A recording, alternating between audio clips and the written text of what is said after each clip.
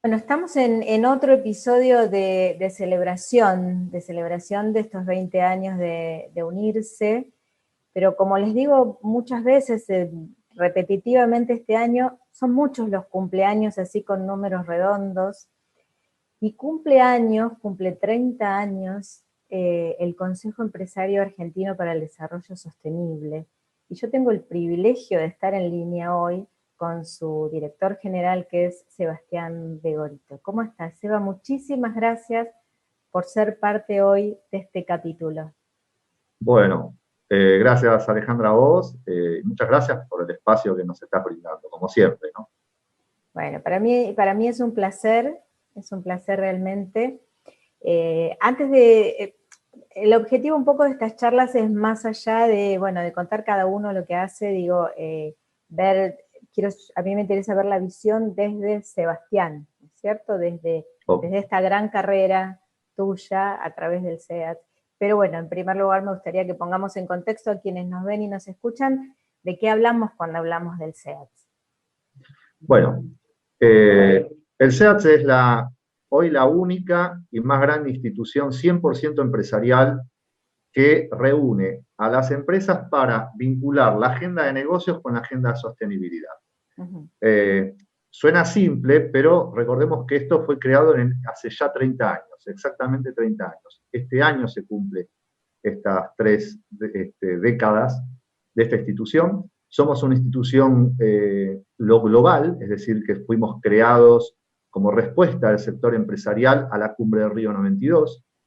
Un empresario suizo en 1992 llamado Stefan Schmidheiny fue tentado con ser el secretario general de la cumbre de Río 92 por lo que sería el sector empresarial.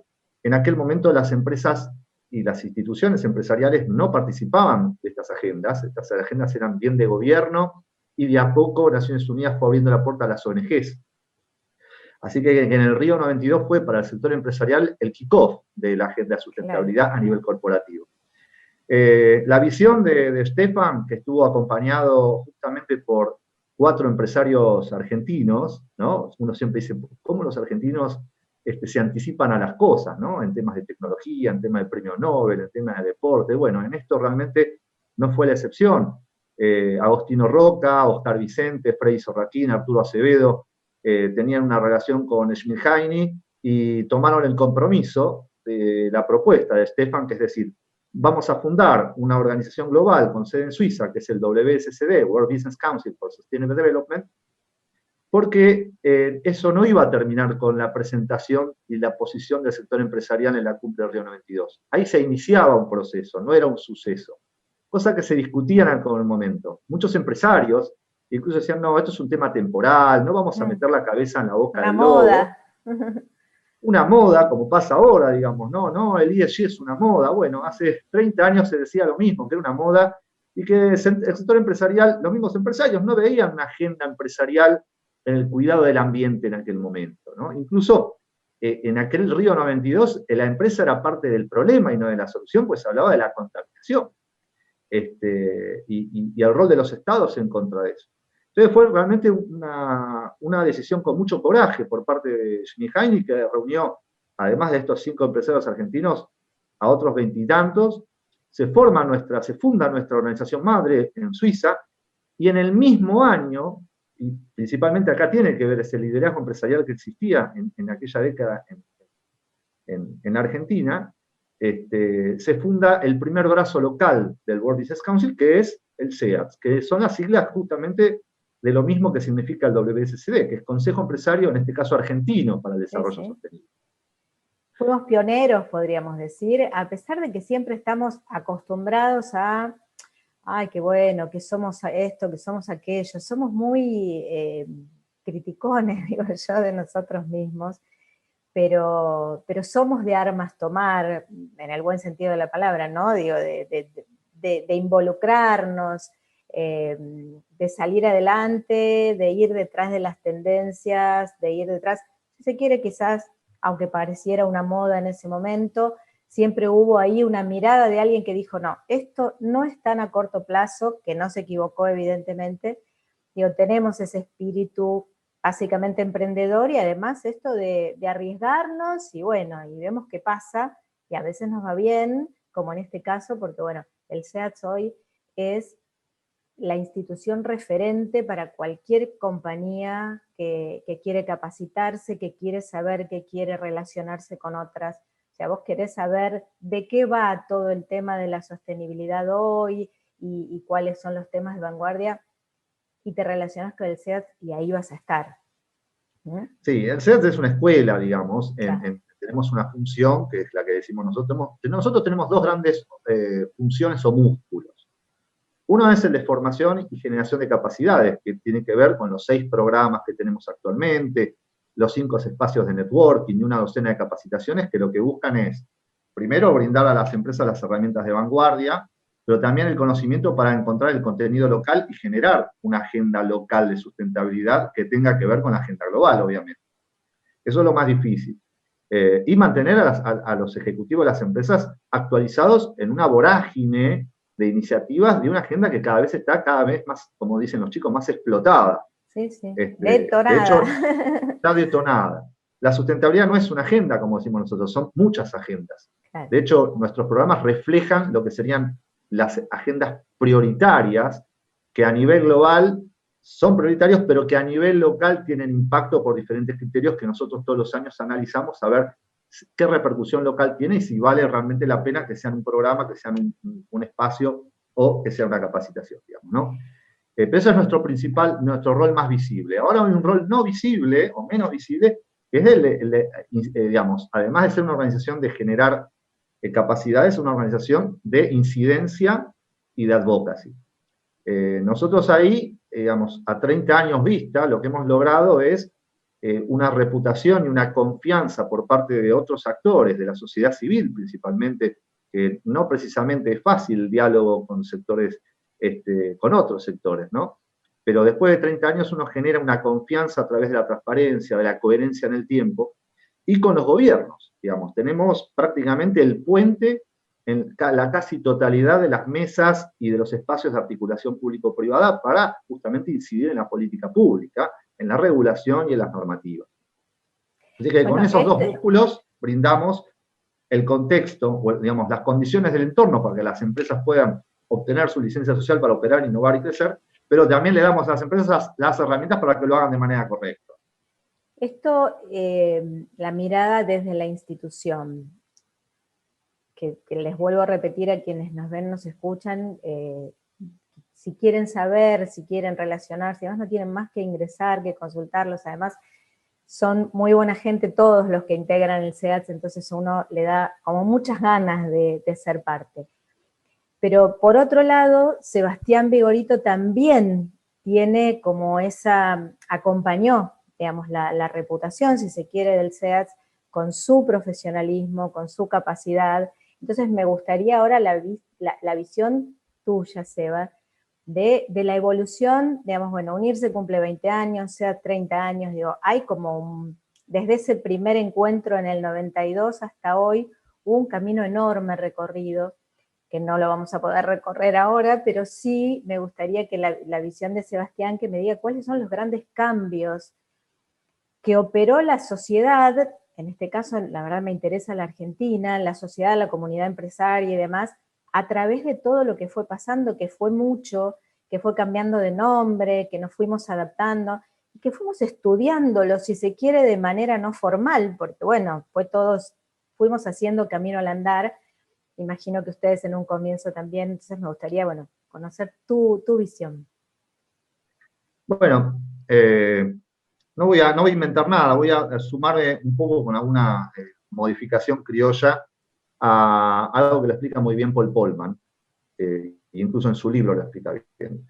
La sustentabilidad estuvo tuvo estos como tres días por grandes acá, momentos. ¿no? Estuvo Sí, dando hicimos vuelta una por acá. actividad junto con Ya, hicimos una Sí, actividad sí. en conjunto y tuvimos Sí. el placer de escucharlo nuevamente, ¿no?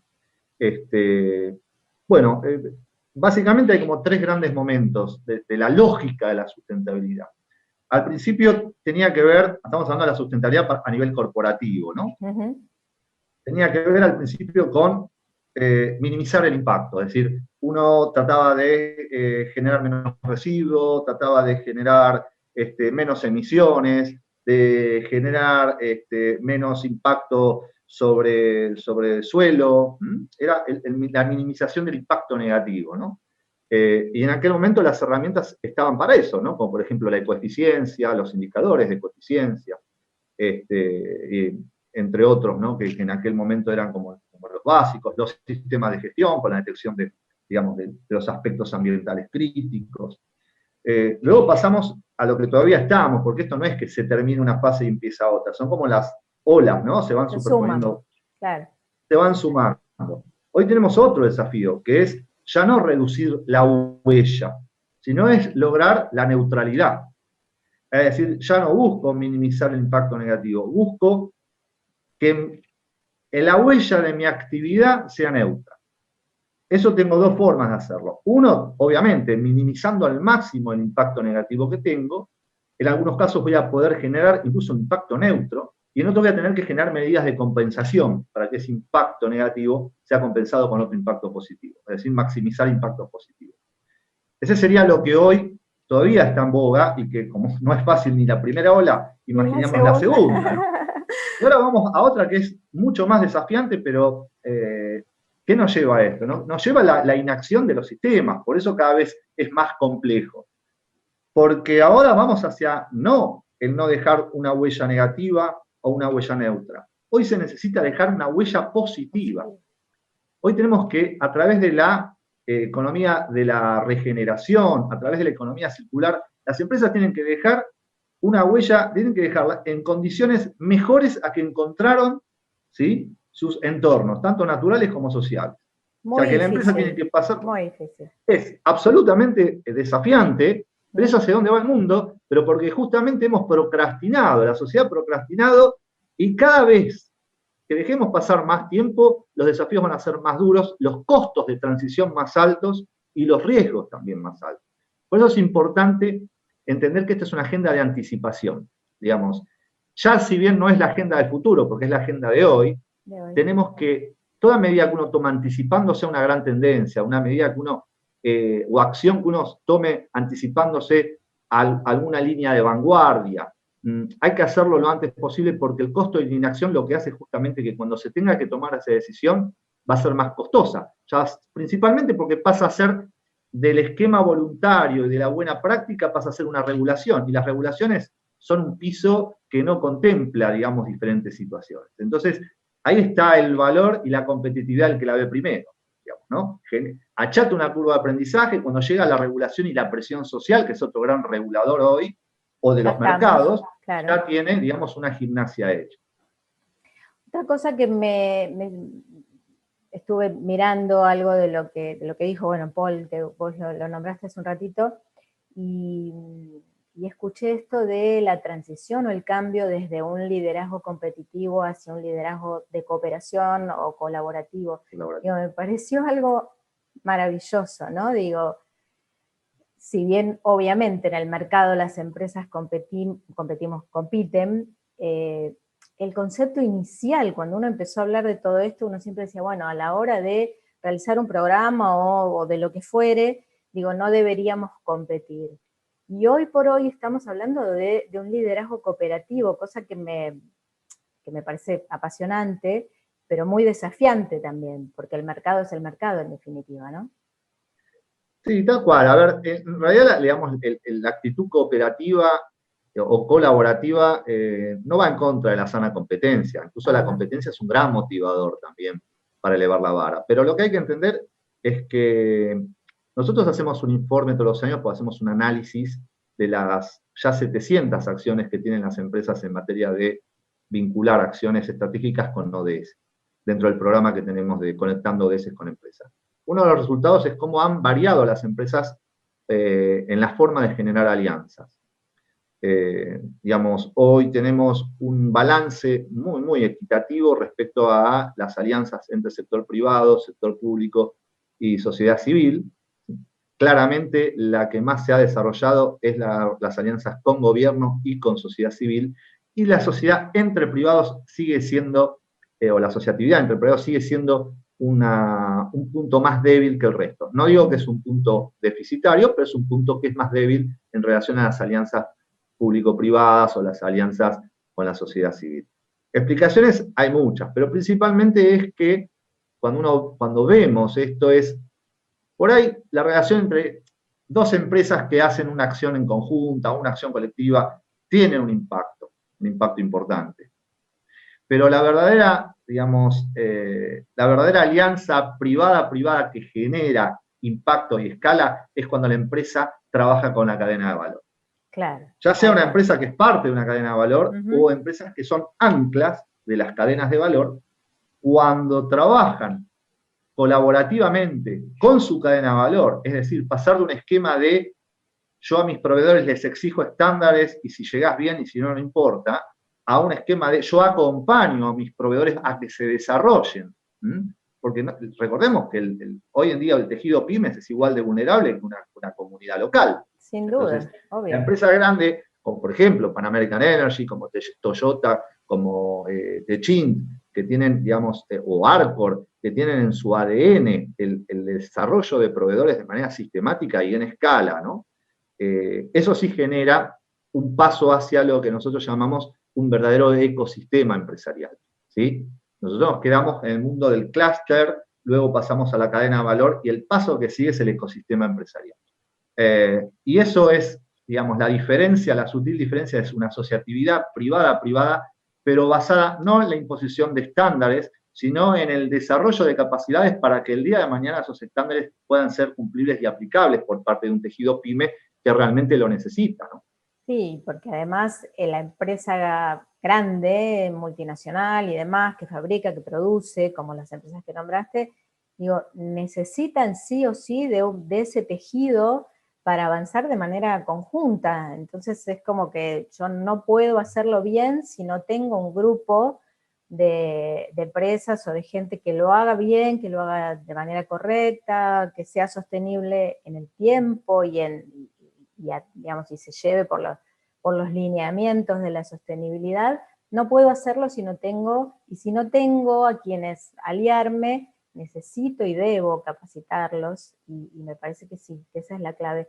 Digo, Seba, y el otro eslabón, digamos, del otro lado tenemos la cadena de valor por un lado, y por el otro lado tenemos al consumidor, al público comprador, que hoy por hoy tiene, digamos, una postura demandante. También los colaboradores a la hora de elegir un entorno donde trabajar, cambió un poco también esa mirada, ya no es lo mismo, digamos, ¿no? Antes vos ibas a buscar un trabajo hace mucho tiempo y mirabas la remuneración y los beneficios y demás, pero no te involucrabas en cómo esa empresa está trabajando. Hoy la mirada del que va a buscar trabajo es diferente y la mirada del que va a comprar es diferente. Sí, desde ya. De hecho, nosotros lo que venimos hablando es, a ver, la agenda de sostenibilidad es una agenda que uno la puede implementar por convicción, pero también se implementa por presión. Uh-huh. Y cuando la presión es fuerte, los cambios son más notables. ¿Sí? No estoy a favor de la presión, pero digo que convicción cuando hay sensibilidad y presión donde no existe la sensibilidad. Esa combinación de las dos cosas es lo que hace que la agenda de sustentabilidad permee dentro de una compañía. ¿Sí? O sea, no es solamente de tone of the top, es solamente arriba bajando línea, tampoco se trata de tener un management y un equipo sólido y trabajando en soledad. Se necesita realmente, digamos, de una articulación entre el gobierno corporativo, el board, digamos, ¿no? El gobierno corporativo, el management y el equipo de especialistas, como para poder tener, digamos, una gestión sustentable del negocio. Si no, es una aproximación a una gestión sustentable. Claro. Pero, yendo a tu pregunta, lo que nosotros vemos es que hay tres drivers por el lado de la presión. Uno son los mercados, como bien mencionas vos. El segundo driver es la regulación, a nivel global y a nivel local también. Y tercero, las dinámicas sociales. Son las tres grandes presiones que hacen que justamente a la convicción se agregue un condimento con bastante condimento, digamos, no está descafeinado, ¿no? Esa presión. Justamente de mercados podemos hablar, y uno por lo general, cuando habla de mercados, lo primero que piensa son las empresas de consumo masivo. Sí, tiene que ver. El perfil de consumidor está cambiando en los últimos 10 años se aceleró muchísimo durante y post pandemia. El escenario post pandémico muestra un cambio en la conducta del consumidor, en las preferencias del consumidor, que principalmente para lo que es las empresas de alimentos resulta muy, muy, digamos, desafiante y una interpelación por parte del consumidor. Recordemos que para encuestas que alcanzan casi a 700.000 personas en más de 20 y pico de países, afirman que pueden desaparecer mañana 2/3 de las marcas y a la gente no le importa. Claro, nos acostumbramos a leer etiquetas, ¿no? A exigir, y también imagino que, bueno, a la hora de comprar un electrodoméstico, de comprar un auto, ni hablar, digo, como que en todo el consumidor empieza a tener un cambio de conducta y de preferencias también. Claro. Lo que muestra este estudio, que dice 2/3 de las marcas podrían desaparecer, es que hay 1/3 de marcas que sí les importa a la gente, que se llaman significativas. ¿Y qué tienen? Tienen una característica, son productos que están hechos en empresas en las cuales, además de tener un producto con calidad, es decir, un producto funcional, y un producto que genera un beneficio a la persona de manera individual, se le hace la vida más fácil, lo identifica, tiene que estar sustentado en valores, tiene que haber un valor o varios valores colectivos que estén atrás, tanto en el cómo se produce el producto, quiénes producen el producto y una conducta coherente. Ese se termina el informe diciendo que ese tercio de marcas que sí importarían si mañana desaparecen, tienen ese condimento que es justamente empresas que tienen una gestión sustentable. Pero también, como vos dijiste, tenemos que hablar del mercado laboral también, la empresa como marca empleadora. Recordemos que estamos dentro de 2 años, el 75% de la masa laboral van a ser nuevas generaciones. Claro. Millennials, centennials. El 75%. Y esa generación es una generación muy conteste, muy, como vos le decís, hacen mentoring inverso, se fijan en la empresa qué valores y principios tienen, y si coinciden con sus preferencias, bien, y si no, no aplican. Tal cual. Por eso, la sustentabilidad es una manera de atraer y retener talento, porque recordemos que estamos con una crisis de talento muy, muy fuerte.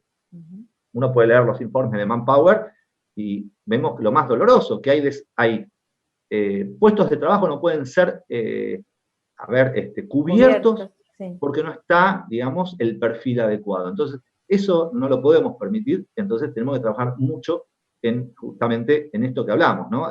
Las empresas como marca empleadoras, pero basadas en la sustentabilidad. Y también tenemos, cuando hablamos de mercado, hablamos de mercados internacionales.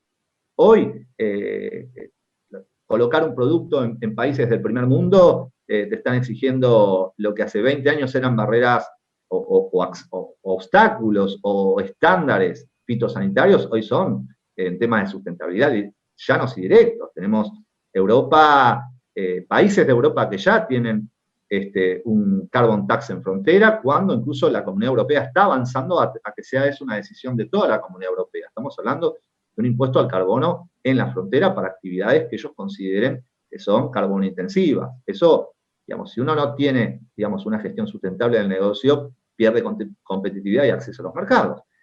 Lo mismo que la debida diligencia en la cadena de valor. Europa está avanzando en la debida diligencia en cadena de valor en temas de derechos humanos y empresas. Entonces empieza a generar esa presión los mercados. Y, como te decía hoy, la cadena de valor también es un mecanismo de presión. Las empresas son parte de cadenas de valor locales y globales, y esos estándares empiezan a través de efecto cascada a ser requeridos prácticamente sin miramientos, como te decía yo, por eso es tan destacable el desarrollo versus el de imposición lisa y llana. Y en los mercados financieros, que esta es la tendencia que más ha crecido post-pandémico, ¿no? Hoy la finanza sostenible. Exactamente, sí. ¿no? Eso ya un término que hace un tiempo, bueno, hablamos de un tiempo largo, digo, uno decía el banco y la sostenibilidad, porque estaba tan, hablamos de sustentabilidad y en la mayor parte de la comunidad, digamos, que no estaba demasiado involucrada, sustentabilidad de ambiente. Y vos decías, bueno, pero el banco, ¿por qué el banco, no? Digo, y sin embargo, el banco y los inversores. Sí, bueno, claro, obviamente. Finanzas. Acá hay varias explicaciones. Primero que con la COVID hubo una demostración empírica, pero muy, muy fuerte, que las empresas que tenían sistemas de gestión, una gestión sustentable del negocio, que hacían análisis y gestión de riesgos con variables de sustentabilidad, son empresas que pudieron enfrentar y salir digamos, y cursar las cuarentenas y la pandemia con un nivel de resiliencia superior. Entonces, el mundo financiero empieza a detectar que hay riesgos, que hoy le llamamos riesgos de tipo 2, que hay que observar porque tienen que ver con la rentabilidad en el mediano y largo plazo de las compañías. Entonces, ahí empieza el sector financiero a darse cuenta que aquellas empresas que tienen una gestión sustentable de negocios son empresas que tienen menos riesgos, claro, que terminan siendo riesgos crediticios a lo último, ¿no? Entonces empieza lo que había entre información financiera y no financiera, hoy prácticamente es un límite borroso. Entonces hoy el sector financiero está pidiendo información no financiera, pero no cualquier información no financiera. El sector financiero lo que necesita es que haya indicadores, que sea cuantificable, y en eso hay una disparidad, porque todavía esto es, digamos, es un work in progress, ¿no? Como dice Miguel Gutiérrez. Todavía esta agenda no está del todo definida. Es una agenda que creció muy, muy rápido, pero todavía se está acomodando para crecer. Pero a nosotros nos llena digamos, de optimismo. Nosotros tenemos el primer ciclo de finanzas sostenibles, vamos por el cuarto módulo, y realmente lo que podemos ver es que entre muchísimos actores que participan de este ciclo, es que la Argentina, incluso con viento que no es de cola, en temas macroeconómicos, etcétera, son más de 25 las instituciones que han hecho emisiones públicas de obligaciones negociables, ya sea bonos verdes, bonos sociales o bonos limitados a sustentabilidad, en la Argentina, ¿no? Y cuando uno habla con los CFO de estas compañías, lo que se dieron cuenta es, primero, que no era, como se dice, rocket science, no era, digamos, una ciencia imposible de hacer, sino que era factible, pero que requiere justamente de haber tenido y de tener, digamos, gestión en materia de sostenibilidad. Y lo que se va a dar, y que es lo que nosotros apuntamos, es que la sustentabilidad tiene que generar equipos de trabajo entre las compañías. No podemos dejar esto solo en las gerencias o en las áreas de sostenibilidad, que son los que tienen el conocimiento, sino que estas áreas tienen que estar empoderadas desde arriba para que realmente sean capaces de sumarse a equipos de trabajo multidisciplinarios dentro de las compañías. Bueno, la verdad que un placer, Seba. Me quedaría horas, pero bueno. La verdad que da para mucho. Me gustaría que en otro momento volvamos, quizás con temas más, con algún, digamos, focalizándonos en algo específico. Esto fue como un gran pantallazo histórico, de realidad, de futuro. La verdad que me encantó charlar con vos. Es siempre un placer y te agradezco muchísimo, muchísimo. No, por favor. Y los felicito por estos 30 años. Bueno, nosotros felicitamos a unirse por los 20 años. Claro, todos cumplimos. Todos cumplimos en algún momento más años de lo que queremos. Bueno.